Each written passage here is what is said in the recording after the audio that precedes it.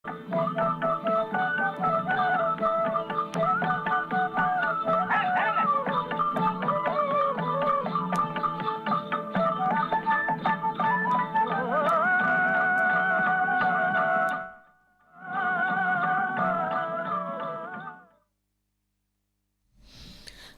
ರಂಗ ಪ್ರಾಯೋಜಿತ ಕಾರ್ಯಕ್ರಮ ಕಿಸಾನ್ ವಾಣಿ ಕೇಳುತ್ತಿರುವಂತಹ ಎಲ್ಲ ರೈತರ ಬಾಂಧವರಿಗೂ ಶರಣಾರ್ಥಿಗಳು.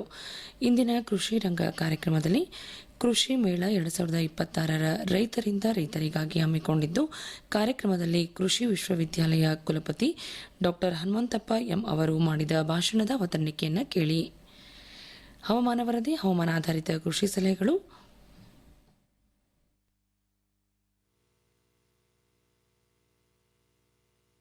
ಕೃಷಿ ಮತ್ತು ಋಷಿ. ಕೃಷಿ ನಮ್ಮ ಮುಖ್ಯವಾದ ಒಂದು ಕಸುಬು. ಯಾಕಂದ್ರೆ ನಮ್ಮ ಜನಸಂಖ್ಯೆಯಲ್ಲಿ ಹೆಚ್ಚು ಭಾಗ ಇರ್ತಕ್ಕಂತ ಒಂದು ಕೆಲಸಪ್ಪ ಅಂತಂದ್ರೆ ಕೃಷಿ ಕೆಲಸ. 100ಕ್ಕೆ 50ಕ್ಕಿಂತ ಹೆಚ್ಚಿನ ಜನಸಂಖ್ಯೆ ಕೃಷಿನೇ ಅವರ ಒಂದು ಜೀವನ ಇದು ಒಂದು ಕಸುಬು. ಸೊ ಕೃಷಿನ ಇಷ್ಟೊಂದು ಜನ ನಂಬಿಕೊಂಡಿದ್ದಾರೆ ಅಂದ್ರೆ ಕೃಷಿ ಮುಂದೆ ಹೋಗ್ಲೇಬೇಕು. ಇವ್ರು ಇನ್ನ ಮತ್ತೆ ಕೆಳಗೆ ಹೋದ್ರೆ ಇನ್ನ ಕಷ್ಟನಾಗ್ತದೆ. ಸೊ ಈಗಾಗಲೇ ಮೊದಲು 80% ಇದ್ರು, ಈಗ 50% ಬಂದಾರೆ. ಯಾಕಪ್ಪ ಅಂದ್ರೆ ಈಗ ಜನಸಂಖ್ಯೆ ಮೊದಲು ನಮ್ದು ದೇಶ ಸ್ವತಂತ್ರ ಬಂದಾಗ ಹೆಂಗಿತ್ತು, ಈಗ ಎಷ್ಟಾಗಿದೆ.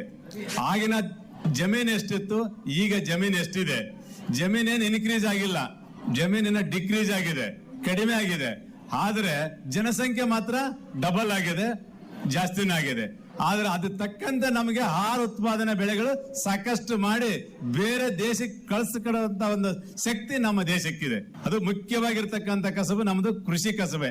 Without agriculture there is no culture.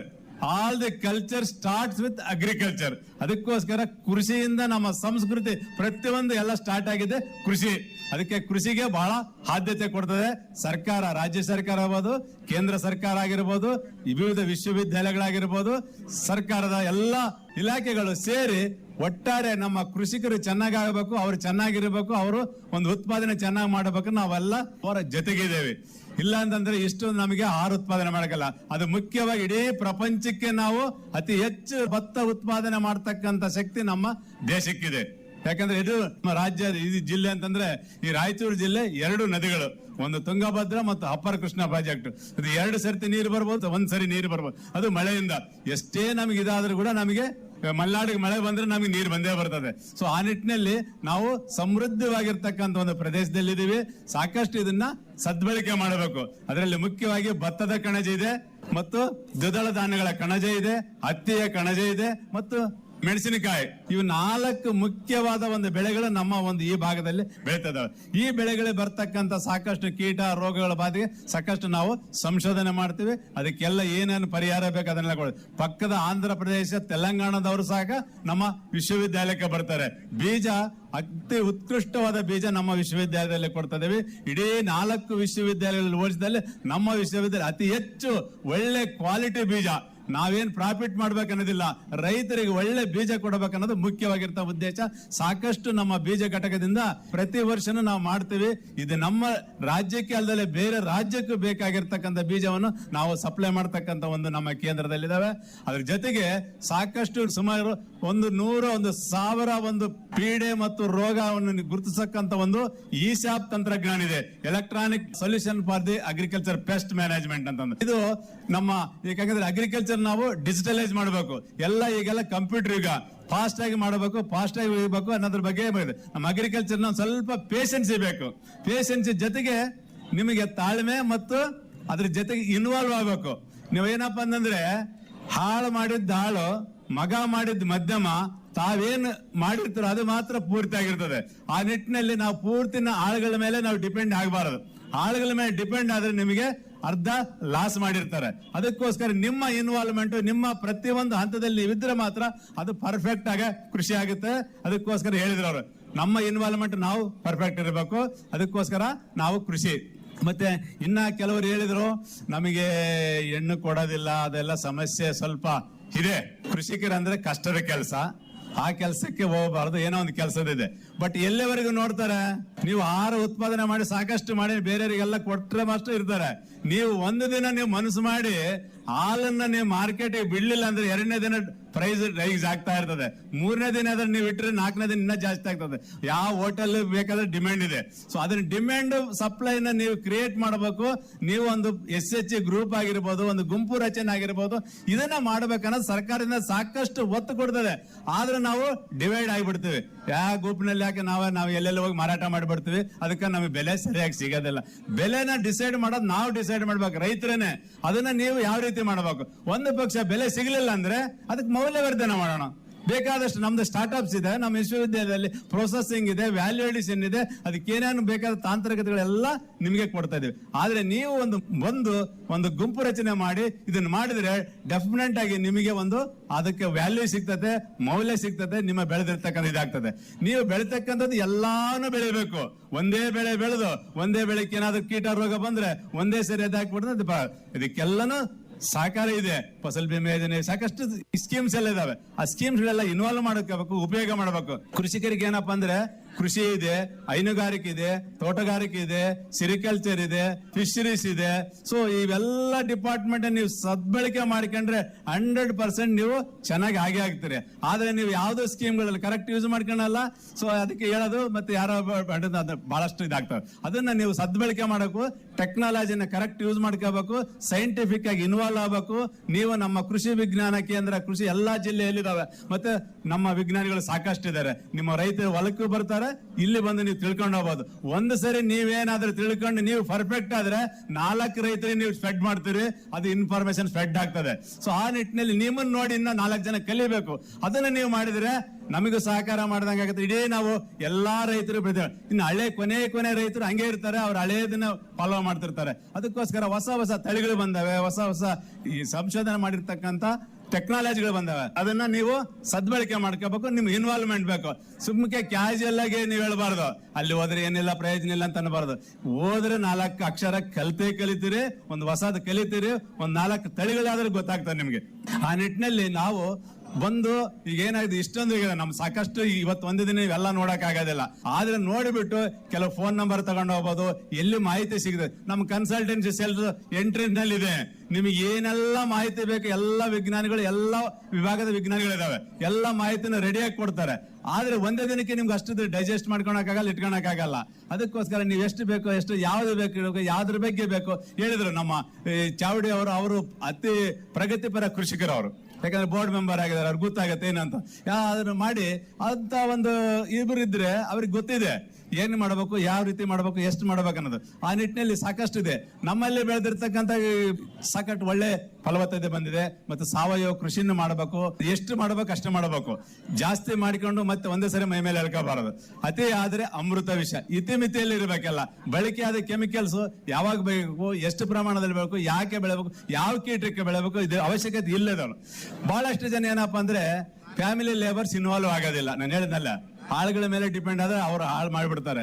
ಮತ್ತೆ ಕಳೆನ ನೀವೇನಾದ್ರೂ ಒಂದ್ ಸ್ವಲ್ಪ 30-40 ದಿನ ಕಳೆ ಬಿಟ್ರೆ ಅದೆಲ್ಲ ತಗೊಂಡೋಗ್ಬಿಡ್ತಾರೆ. ನೀವ್ ಎಷ್ಟೇ ಗೊಬ್ಬರ ಹಾಕಿದ್ರೆ ಏನ್ ಹೇಳ್ತೀರಿ ನೀವು, ಗೊಬ್ಬರ ಹಾಕಿದ್ರೆ ಸರ್ ಏನು ಬರ್ಲಿಲ್ಲ, ನಮಗೆ ಪೈರೇ ಬರ್ಲಿಲ್ಲ, ಗೊಬ್ಬರ ಸರಿ ಇಲ್ಲ, ಕಳೆ ಸರಿಲಿಲ್ಲ, ಆ ಕೆಮಿಕಲ್ ಸರಿ ಇಲ್ಲ ಅಂತ ಹೇಳಿದ್ರೆ ಈ ಬೇರೊಬ್ಬರ ಮೇಲೆ ದೋಷದ ಬದಲು ಹಿಂಗ್ ಏನಾದ್ರೂ ನಿಮ್ ಕಳಪೆ ಕಂಡ ತಕ್ಷಣ ಬಂದು ನಮ್ಮ ಅಧಿಕಾರಿಗಳಿಗೆ ಗಮನಕ್ಕೆ ತಂದು ಈ ತರ ಬಂದಿದೆ, ಈ ತರ ನೋಡಿ, ಇಂತ ಇದರಲ್ಲಿ ಇಂತ ಕೊಡ್ತಾ ಇದಾರೆ, ಇಂತ ಬೀಜ ಕೊಡ್ತಾರೆ, ನೀವು ತಗೋಬೇಡ್ರಿ ಅಂತಂದ್ರೆ ಎಲ್ಲರೂ ಅಲರ್ಟ್ ಆಗ್ತಾರೆ. ಆದ್ರೆ ಆ ತರ ಮಾಡೋದಿಲ್ಲ ನಮ್ಮರು, ಸುಮ್ಮನೆ ಏನಾಗ್ಲಿ ಬಿಟ್ಬಿಡ್ತಾರೆ. ಅದಕ್ಕೋಸ್ಕರ ಆ ತರ ಮಾಡಬಾರ್ದು.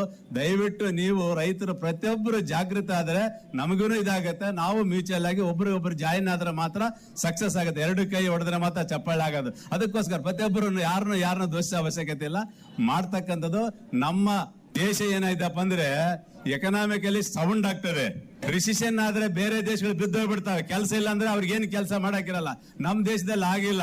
ನಮ್ದು ಬೇಕಾದ ವೈವಿಧ್ಯಮಯ ಇರ್ತಕ್ಕಂಥ ದೇಶ. ಸಾಕಷ್ಟು ಕೆಲವು ಬೇರೆ ಬೇರೆ ಟೈಪ್ ಇದೆ ನಮ್ದಲ್ಲಿ. ಯಾಕಂದ್ರೆ ಮಲೆನಾಡಿದೆ, ಬಯಲುಸೀಮೆ ಇದೆ, ನೀರಾವರಿ ಇದೆ, ಒಣ ಪ್ರದೇಶ ಇದೆ. ಸೊ ಎಲ್ಲಾದ್ರಲ್ಲಿ ನಾವೇನ್ ಬೇಕಾದ್ರೂ ಮಾಡಬಹುದು. ಈ ಉದಾಹರಣೆ ಸಮಗ್ರ ಕೃಷಿ ಪದ್ಧತಿಗಳು ಹೇಳಿದ್ರೆ, ಸಮಗ್ರ ಕೃಷಿ ಸ್ವಾವಲಂಬಿ ಕೃಷಿ ಅಂತಂದು. ಸಮಗ್ರ ಕೃಷಿ ಇದ್ರೆ ಮಾತ್ರ ನಿಮ್ಗೆ ಆಗತ್ತೆ. ನಾನು ಹೇಳಿದ ಒಂದೇ ಬೆಳೆ ಬೆಳೆದ್ರೆ ಮಾರ್ಕೆಟ್ ನಲ್ಲಿ ಸಡನ್ ಆಗಿ ರೇಟು, ಮೆಣಸಿನಕಾಯಿ ರೇಟ್ ಎಷ್ಟು ವೇರಿಯೇಷನ್ ಆಗುತ್ತೆ ನೋಡಿ. 2-3 ವರ್ಷದಿಂದ ಒಂದು ರೇಟ್ ಇತ್ತು, 2 ವರ್ಷದಿಂದ ಇನ್ನೊಂದು ರೇಟ್ ಆಯ್ತು, ಈ ವರ್ಷ ಇನ್ನೊಂದು ರೇಟ್ ಆಗಿದೆ. ಇವೆಲ್ಲ ಡಿಪೆಂಡ್ಸ್ ಹೆಂಗಾಗುತ್ತಪ್ಪ ಅಂದ್ರೆ ಡಿಮ್ಯಾಂಡ್ ಸಪ್ಲೈ, ನೀವೇನ್ ಮಾರ್ಕೆಟ್ಗೆ ಎಷ್ಟಾಗತ್ತೆ ಎಲ್ಲವನ್ನು ಒಂದೊಂದು ಹಂತದಲ್ಲಿ ಇಟ್ಕೊಂಡಾದ್ರೆ ನಿಮ್ಗೆ ಮಾಡಬೇಕು. ಮಾರ್ಕೆಟ್ ಬಿದ್ದೋದ್ರೂ ಕೂಡ ನೀವು ಸೇವ್ ಮಾಡ್ಕೊಂಡು ಸ್ಟೋರ್ ಮಾಡ್ಬೇಕು. 40 ವರ್ಷದ ಹಿಂದ್ಗಡೆ ಏನಾಗಿತ್ತಂದ್ರೆ ಅವಾಗ ಕೃಷಿಕರು ಯಾರು ಹೊರಗಡೆ ಕೆಲಸ ಮಾಡಕ್ ಹೋಗ್ತಿದ್ದಿಲ್ಲ. ನೀನು ನಮ್ಮ ಮನೇಲೆ ನೀವು ಸಂಬಳ ಇಟ್ಕೊಂಡು ಅವರೇ ಕೃಷಿಕರು ಅವರೇ ಕೆಲಸ ಕೊಟ್ಟು ಅವರು ಮಾಡ್ತಿದ್ರು. ಬೇರೆ ಸಂಬಳ ತಗೊಂಡ ಸಂಬಳ ಕೆಲಸಕ್ಕೆ ಹೋಗ್ತಿದ್ದಿಲ್ಲ. ಬರ್ತಾ ಬರ್ತಾ ಏನಾಗಿದಪ್ಪ ಅಂದ್ರೆ ಎಲ್ಲ ಬರೇ ವೈಟ್ ಕಾಲರ್ ಜಾಬ್ ಬೇಕನ್ನೋದು ಸ್ವಲ್ಪ ಜಾಸ್ತಿ ಆ ಕಡೆ ಡೈವರ್ಷನ್ ಆಗ್ತದೆ. ಅದನ್ನ ಈಗ ಮತ್ತೆ ನಿಮ್ಗೆ ಕೃಷಿ ನಿಮ್ಗೆ ಆಹಾರ ಅವಾಗ ಸಿಗ್ತದಿಲ್ಲ. ಈಗ ಏನ್ ಬೇಕಾದಷ್ಟು ಸಿಗ್ತದೆ ಆರಾಮಾಗಿ, ಎಷ್ಟು ಬೇಕು ಕಡಿಮೆ ರೇಟ್ಗೆ ಸಿಗ್ತದವೆ. ಹೆಂಗ್ ಸಿಗ್ತದವೆ? ನೀವು ಮಾರಿಕೊಟ್ರೆ ಬೆಳೆದು ಸಾಕಷ್ಟು ಬೆಳಿತಾ ಇದೀರಿ. ಏನು ಎಕ್ಸಸ್ ನಮ್ ಪ್ರೊಡಕ್ಷನ್ ಮೀರಿ ಅಷ್ಟೊಂದು ಬೆಳಿತಾ ಇದ್ರಿ. ಇಡೀ ದೇಶ ಬೇರೆ ದೇಶಕ್ಕೆ ಹೋಗ್ತಕ್ಕಂತ ಒಂದು ಇದೆ. ಕೆಲವು ಬೆಳೆಗಳಾದ್ರೆ ಎಣ್ಣೆ ಕಾಳು ಮತ್ತು ದ್ವಿದಳ ಧಾನ್ಯಗಳು ಇನ್ನೂ ಮಾಡಿಲ್ಲ. ಇದಕ್ಕೆ ನೀವೇನ್ ಮಾಡ್ಬೇಕಂದ್ರೆ ಕೆಲವರು ಮುಖ್ಯವಾದ ಒಳ್ಳೊಳ್ಳೆ ರೈತರಿದ್ದಾರೆ, ಪ್ರೋಗ್ರೆಸಿವ್ ಫಾರ್ಮರ್ಸ್, ಪ್ರಗತಿಪರ ಕೃಷಿಕರು. ಇವ್ರೇನ್ ಮಾಡ್ಬೇಕಂದ್ರೆ ಬೀಜ ಉತ್ಪಾದನೆ ಮಾಡಬೇಕು. ಬೀಜ ಉತ್ಪಾದನೆ ಮಾಡಿ ಅವರಿಗೆ ಒಂದು ಸಹಕಾರ ಮಾಡ್ದಂಗಾಗಿದೆ. ಬೀಜ ಮಾಡಿ ಬೀಜ ಕೊಟ್ರೆ ನಿಮಗೆ ಬೆಲೆ ಜಾಸ್ತಿ ಬರ್ತದೆ. ಕೆಲವರು ಹೈಬ್ರಿಡ್ ಸೀಡ್ ಪ್ರೊಡಕ್ಷನ್ ಮಾಡ್ತಕ್ಕಂಥ ರೈತರಿದ್ದಾವೆ. ಹೈಬ್ರಿಡ್ ಸೀಡ್ ಪ್ರೊಡಕ್ಷನ್ ಮಾಡಿ ಇನ್ನೂ ಹೆಚ್ಚಿನ ಬೆಳೆ ಮಾಡಬಹುದು. ಈಗ ಉದಾಹರಣೆ ನಾವು ರಾಯಚೂರು ಸನ್ಫ್ಲವರ್ ಹೈಬ್ರಿಡ್ 700 ಅಂತ ಹೊಸ ತಳಿ ಬಿಡುಗಡೆ ಮಾಡಿದ್ವಿ. ಈ ಬೀಜಕ್ಕೆ ಸಾಕಷ್ಟು ಡಿಮ್ಯಾಂಡ್ ಇದೆ. ನಾವು ಅಷ್ಟೇ ಮಾಡಿದ್ರೆ ಆಗೋದಿಲ್ಲ. ಅದಕ್ಕೆ ರೈತರು ಸಹಭಾಗಿತ್ವದಲ್ಲಿ ಈಗ ನಾವು ಅಡಕಲ್ಕಟ್ಟೆ ಅಂತಂದು ಇಲ್ಲಿ ನಮ್ಮ ರಾಯಚೂರು ಜಿಲ್ಲೆಯಲ್ಲಿ ಮಾಡಿದ್ವಿ. ಕಳೆದ ಬಾರಿ ಏನಾಗಿದ್ರು ನಾವು ರಾಣಿಬೆನ್ನೂರಿಗೆ ಹೋಗಿ ಬೀಜ ಮಾಡ್ಕೊಂಡ್ ಬಂದದ್ದಾಯ್ತು. ಬೇಡ, ನಮ್ಮ ರೈತರಿಗೆ ಆಗ್ಲಿ, ನಮ್ಮ ರೈತರಿಗೆ 1 ಎಕರೆಯಲ್ಲಿ ಸುಮಾರು 4-5 ಕ್ವಿಂಟಲ್ ಬೀಜ ಆರಾಮ್ ಮಾಡಬಹುದು. 1 ಕ್ವಿಂಟಲ್ ಬೀಜಕ್ಕೆ 20,000 ಮಿನಿಮಮ್ ಇದೆ. ಸೊ 20,000 ಇಂಟು 4 ಕ್ವಿಂಟಲ್ ಬಂದ್ರೆ ಆಯ್ತು 5 ಕ್ವಿಂಟಲ್ ತೆಗಿಬಹುದು. ಸೊ 5 ಕ್ವಿಂಟಲ್ ಬಂದ್ರೆ ಏನಾಯ್ತು? 1 ಲಕ್ಷ ಆಯ್ತು 1 ಲಕ್ಷಕ್ಕೆ. ಸೊ ಈ ರೀತಿ ನಿಮ್ಗೆ ಆಗದ 50% ಹೋಗ್ಲಿ, 50% ಆದ್ರೂ ಬೆಳೀತದೆ. ಸೊ ಈ ನಿಟ್ಟಿನಲ್ಲಿ ನಿಮಗೆ ಯಾವಾಗ ನಾವು ಇಂಟೆನ್ಸಿವ್ ಆಗಿ ಅಗ್ರಿಕಲ್ಚರ್ ಮಾಡಿದ್ರು ಡೆಫಿನೆಟ್ ಆಗಿ ಲಾಭ ಆಗ್ತದೆ. ಮಾಡಬೇಕು ನಾವು, ಮನಸ್ಸಿದ್ದರೆ ಮಾರ್ಗ ಅಂತಂದು ಅದಕ್ಕೆ ಜಾಸ್ತಿ ನಾವು ಒತ್ತು ಕೊಡಬೇಕು. ಎಲ್ಲೇ ಒಂದ್ ಸರ್ತಿ ಫೇಲ್ ಆದ ತಕ್ಷಣದಾಗಲ್ಲ, ಸಕ್ಸಸ್ಫುಲ್ ಆಗೇ ಆಗ್ತಾರೆ. ಅದಕ್ಕೆ ಜೊತೆಗೆ ಕೃಷಿ ಜೊತೆಗೆ ಹೈನುಗಾರಿಕೆ 100% ಇರಲೇಬೇಕು.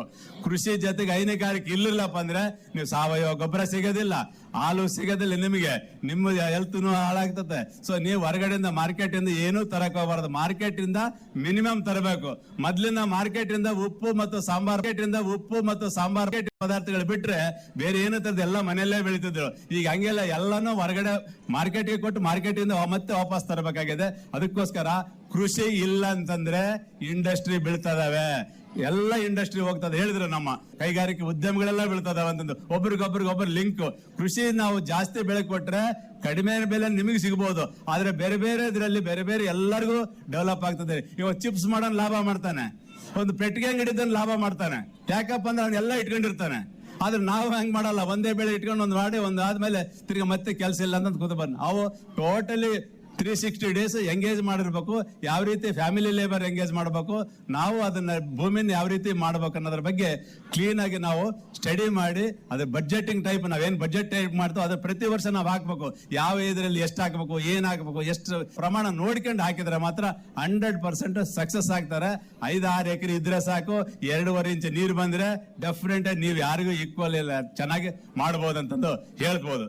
ಆ ನಿಟ್ಟಿನಲ್ಲಿ ತಮ್ಮ ಒಂದು ಇದಿದ್ರೆ ಎಲ್ಲಾ ಕೆಲಸ ಕಾರ್ಯಗಳು ನಮ್ಮ ಇಲ್ಲಿ ಸಾಕಷ್ಟು ನಿಮಗೆ ತಂತ್ರಜ್ಞಾನಿಗಳಿದಾವೆ, ಸೈಂಟಿಸ್ಟ್ ಇದ್ದಾರೆ. ನೀವು ಬಂದು ಅವ್ರನ್ನ ಮಾತಾಡಿಸಿ ನೀವು ಚೆನ್ನಾಗಿ 2-3 ಸರಿ ಇದಾದ್ರೆ ನಿಮಗೆ ಯಾವಾಗ ಬೇಕಾದ್ರೆ ಫೋನ್ ಎಲ್ಲಿ ಬೇಕಾದ್ರೆ ಕೊಡ್ತಾರೆ. ನಮ್ಮ ರೇಡಿಯೋ ಅಂತ ಯಾವಾಗಲೂ 24x7 ನೀವು ಎಲ್ಲಿ ಬೇಕಾದ್ರೆ ಕೇಳ್ಬೋದು, ಯಾವಾಗ ಬೇಕಾದ್ರೆ ಕೇಳ್ಬೋದು. ಕಮ್ಯುನಿಟಿ ರೇಡಿಯೋ ಸ್ಟೇಷನ್ ಈಗ ಬರ್ತದೆ, ಎಲ್ಲ ವಿಷಯಗಳು ಸಿಗ್ತವೆ. ಸೊ ರಟ್ಟಿ ಮೇಡ ಮಿಷಿನ್ ಬಂದಿದೆ, ಸೋಲಾರ್ ಯೂಸ್ ಮಾಡ್ಕೋಬೇಕು. ಇವನ್ನೆಲ್ಲ ಬೇಕಾದಷ್ಟು ತಂತ್ರಜ್ಞಾನಗಳಿದಾವೆ, ಸಾಕಷ್ಟು ಯಾವಾಗ ಬೇಕಾದ್ರೆ ನಾವು ಕೊಡ್ತಾ ಇರ್ತೀವಿ. ಅದನ್ನ ನೀವು ನಿಮ್ಗೋಸ್ಕರ ಇರ್ತಾರೆ. ರೈತರ ವಿಶ್ವವಿದ್ಯಾಲಯ ಅಂತ ನಮ್ಮ ಡೈರೆಕ್ಟರ್ ಆಫ್ ಎಕ್ಸ್ಟೆನ್ಷನ್ ಕೂರ್ಬರ್ ಅವರು ಆಗಲೇ ನಿಮ್ಗೆ ಹೇಳಿದ್ದಾರೆ. ಸಾಕಷ್ಟು ಒಳ್ಳೆ ವಿಜ್ಞಾನಿಗಳಿದ್ದಾರೆ. ಅದನ್ನ ನೀವು ಯಾವ ರೀತಿ ಬಳಕೆ ಮಾಡ್ಕೊಂಡ್ರು ನಮ್ಮ ಕೈಯಲ್ಲಿದೆ. ಅದನ್ನ ದಯವಿಟ್ಟು ತಾವೆಲ್ಲ ನಮ್ಮ ಸ್ವಾಮೀಜಿಗಳು ಹೇಳಿದಾಗೆ ಸಾಕಷ್ಟು ಸಾವಯವ ಕೃಷಿಗೆ ಒತ್ತು ಕೊಡಬೇಕು. ಯಾಕಂದ್ರೆ ಭೂಮಿಯಲ್ಲಿ ಒಂದೇ ಸರಿ ನಾವು ಜಾಸ್ತಿ ಕೆಮಿಕಲ್ಸ್ ಹೆಚ್ಚೆಚ್ಚಿಗೆ ಹಾಕಿದಾಗ ಅತಿ ಆದ್ರೆ ಅಮೃತನ ವಿಷ ಆಗ್ಬಿಡ್ತದೆ. ಆ ನಿಟ್ಟಿನಲ್ಲಿ ನೀವು ಇತಿಮಿತಿ ಒಳಗೆ ಎಷ್ಟೆಷ್ಟು ಹಾಕಬೇಕು ಅಷ್ಟಷ್ಟು ಹಾಕಿದ್ರೆ ಡೆಫಿನೆಟ್ ಆಗುತ್ತೆ. ಸಮಗ್ರ ಕೃಷಿ ಪದ್ಧತಿಗಳನ್ನು ಅಳವಡಿಸಿಕೊಳ್ಳಿ. ಸಮಗ್ರ ಕೀಟ ರೋಗ ಮತ್ತು ಬಾಧೆ ಸಮಗ್ರವಾಗಿ ನಿರ್ವಹಣೆ ಮಾಡೋಣ. ಇದಕ್ಕಾಗ್ಲಿಲ್ಲ ಅಂದ್ರೆ ಅದಕ್ಕೆ ಡೈರೆಕ್ಟ್ ಆಗಿ ಕೆಮಿಕಲ್ಸ್ಗೆ ಯಾವ್ದಕ್ಕೆ ಹೋಗಬೇಡಿ. ಇದು ಬ್ಲಾಕ್ ಥ್ರಿಪ್ಸ್ ಅಂತಂದ್ರೆ ನಮ್ಮ ಇದರಲ್ಲಿ ಚಿಲ್ಲಿಯಲ್ಲಿ ಬರ್ತದೆ, ಮೆಣಸಿನಕಾಯಿನಲ್ಲಿ. ಇದಕ್ಕೆ ನಮ್ಮ ಬಯೋ ಏಜೆಂಟ್ಸ್ ನಮ್ಮ ವಿಶ್ವವಿದ್ಯಾಲಯದಿಂದ ಎಷ್ಟು ಡಿಮ್ಯಾಂಡ್ ಇತ್ತಪ್ಪ ಅಂದ್ರೆ ಬೆಳಿಗ್ಗೆ 6 ಗಂಟೆ ಕ್ಯೂ ನಿಂತ ರೈತರು.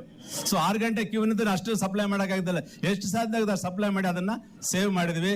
ಇದನ್ನ ಮೆಣಸಿನಕಾಯಿ ಬೆಳೆ ಬೇರೆ ದೇಶಕ್ಕೆ ರಫ್ತು ಮಾಡಬೇಕಾದ್ರೆ ನಿಮ್ಗೆಲ್ಲ ಕೆಮಿಕಲ್ಸ್ ಫ್ರೀ ಇರೇ ತಗೊಂತಾರೆ. ನಾವಾದ್ರೆ ನಾವು ಎಲ್ಲಿ ಮಾರ್ಕೆಟ್ ನಲ್ಲಿ ಎಲ್ಲಿ ಕಡಿಮೆ ರೇಟ್ ಇದು ಅಲ್ಲಿಗೆ ಹೋಗ್ತೀವಿ. ನಮ್ದೇನಪ್ಪಾ ಅಂತಂದ್ರೆ ಕಡಿಮೆ ಪರ್ಚೇಸ್ ಕಡಿಮೆ ರೇಟ್ಗೆ ನಾವು ಜಾಸ್ತಿ ಹೋಗ್ತೀವಿ, ಕ್ವಾಲಿಟಿಗೆ ನಾವು ಇಂಪಾರ್ಟೆಂಟ್. ಕ್ವಾಲಿಟಿ ಇರಬೇಕು, ಅದಕ್ಕೋಸ್ಕರ ಯಾವಾಗಲೂ ಕ್ವಾಲಿಟಿ ಇದ್ರೆ ಡೆಫಿನೆಟ್ ಆಗುತ್ತೆ. ಈವನ್ ಪ್ರೈಸ್ ಆಗ್ಬೇಕಾದ್ರೂ ಕೂಡ ಮಿಕ್ಸ್ ಮಾಡಬಾರ್ದು ಜಾಸ್ತಿ. ನೀವು ಮಾರ್ಕೆಟ್ಗೆ ಹೋದ್ರೆ ಮಿಕ್ಸ್ ಇದ್ರೆ ನೀವು ಆಟೋಮೆಟಿಕ್ ಡೌನ್ ಆಗ್ಬಿಡ್ತದೆ. ಕ್ವಾಲಿಟಿ ಡಿಫ್ರೆಂಟ್ ಗ್ರೇಡ್ ಮಾಡಿ ತಗೊಂಡೋದ್ರೆ ಡೆಫಿನೆಟ್ ಒಳ್ಳೆ ಕ್ವಾಲಿಟಿನೂ ಸಿಗ್ತದೆ. ದಯವಿಟ್ಟು ಮತ್ತೆ ಈವನ್ ಒಣಗಿಸೋದಾದ್ರೂ ಅಷ್ಟೇ, ಇವೆಲ್ಲಕ್ಕೂ ಇದ್ರೆ ಮಾರ್ಕೆಟ್ ನಲ್ಲಿ ನಿಮಗೆ ಒಳ್ಳೆ ಪ್ರೈಸ್ ಸಿಗ್ತದೆ, ಎಲ್ಲ ಸಿಗ್ತದೆ ಅಂತ ಹೇಳ್ತಾ ತಮಗೆಲ್ಲರಿಗೂ ವಂದಿಸಿ ನನ್ನ ಎರಡು ಮಾತುಗಳು ಮುಕ್ತಾಯ ಮಾಡಿ. ಜೈ ಹಿಂದ್, ಜೈ ಕರ್ನಾಟಕ.